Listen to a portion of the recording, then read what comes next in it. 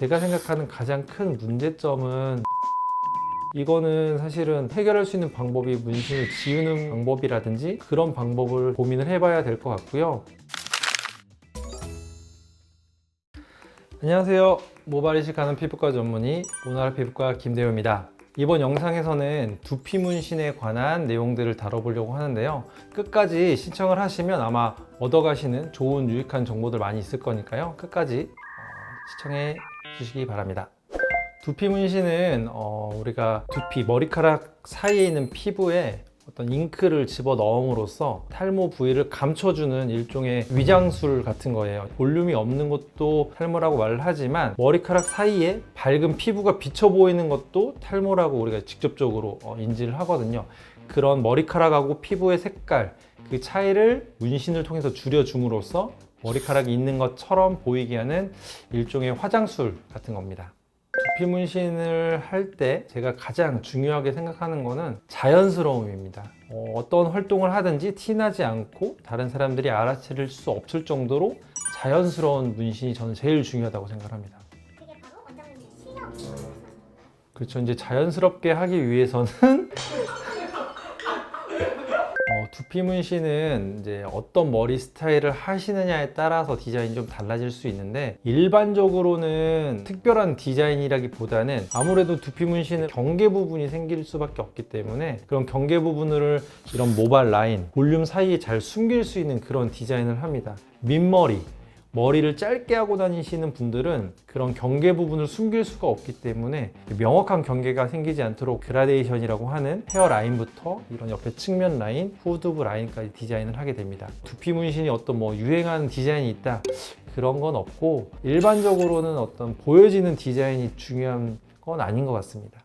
두피 문신의 장단점에 대해서 말씀을 드리면 모발 이식과 비교를 했을 때 내 모발을 뽑아서 쓰는 그런 자원이 한정되어 있지 않고 탈모가 있는 부위라고 하면 어디든지 면적에 상관없이 모두 다 머리카락 색깔처럼 피부 색깔을 커버할 수 있는 굉장히 큰 장점이 있습니다. 단점으로는 볼륨을 줄 수 없다는 게 큰 단점인데요. 우리가 문신을 하고 나서도 가장 많이 아쉬워하는 부분들이 가르마라든지 가마 부분, 볼륨이 조금 떨어지는 부분들은 가장 아쉬워를 하거든요. 볼륨이 있지 못하기 때문에 햇빛이라든지 어떤 직사광선을 문신 자체가 커버를 해주지 못해요. 그래서 머리카락이 주는 것 같은 어떤 선명한 진한 느낌은 아니기 때문에 하고 나서도 약간의 아쉬움은 들 수 있지만 충분히 장점을 살려서 할 수 있는 시술이라고 생각을 하고요. 모발 이식과 더불어서 굉장히 많은 분들에게 희망을 줄 수 있는 그런 치료법이라고 생각합니다.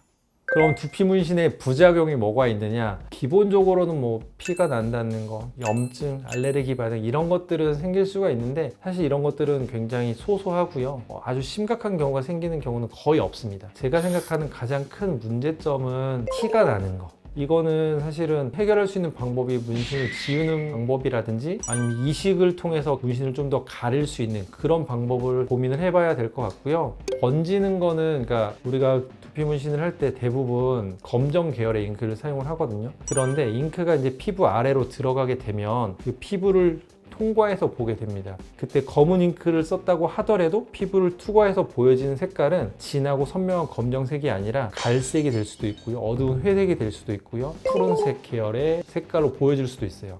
그게 잉크가 들어가는 깊이에 따라서, 양에 따라서 그렇게 색깔이 달라져 보이는데 이런 걸 이제 틴달 현상이라고 하거든요. 간혹 이제 두피 피부염, 지루 피부염이 심하신 분들은 그런 염증 반응 때문에 잉크가 살짝 번지는 경우가 있어요. 이럴 때 번지는 경우는 푸르딩딩하게 보이는 건 아니고 약간 색깔이 좀 희미하게 남는 경향이 있습니다. 그렇지 않아요. 그렇지 않고 평상시 하고 다니시는 머리 스타일 그대로 하시면 되고 다만 우리가 머리 스타일에 따라서 점이 찍히는 밀도가 달라질 수 있기 때문에 내가 어떤 스타일의 머리를 할 건지는 고민을 하고 그 머리 스타일로 오시면 제일 좋습니다.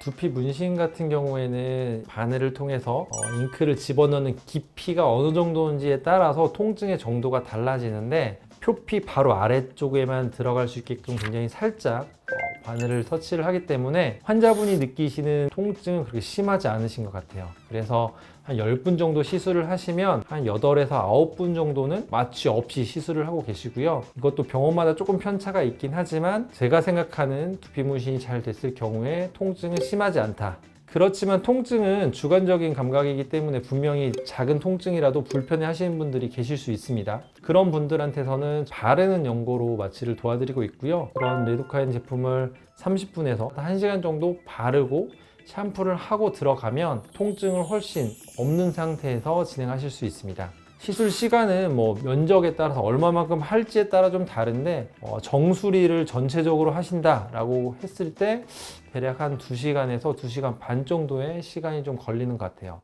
보통 시술을 하고 나면 시술 직후의 모습하고 피부가 아물고 잉크가 자리를 잡고의 모습은 다릅니다. 일반적으로는 2주에서 한 달 내에 시술의 발색이 나타난다고 생각하시면 되고요. 두피 문신을 하고 나서 유지되는 기간은 잉크나 환자분의 피부 상태 그리고 햇빛을 얼마만큼 자주 노출을 했느냐에 따라서 리터치가 필요한 기간은 조금 달라질 수 있을 것 같습니다.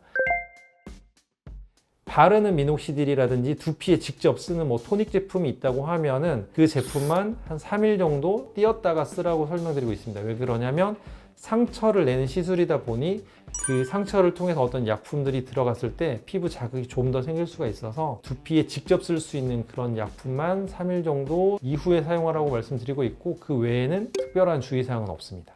저희 병원 같은 경우는 시술하고 시술 직후에 샴푸 바로 하고 일상 복귀하시거든요. 결과에 전혀 지장을 주지 않고 있기 때문에 안심하셔도 되고요. 샴푸를 2번, 3번 자주 하면 잉크가 더 빠지나요? 이런 질문들 많이 하시는데 그렇지 않습니다. 잉크는 기본적으로 피부 아래, 피부 속에 들어가 있는 상태이기 때문에 샴푸를 한다고 해서 이 피부 안에 들어있는 잉크가 씻겨 나갈 일은 없어요. 지울 수 있습니다. 이게 깨끗이 지워질지는 상태에 따라 좀 다른 것 같아요. 비용은 병원마다 천차만별인데 일반적으로 뭐 사이 정도 하는 것 같고요.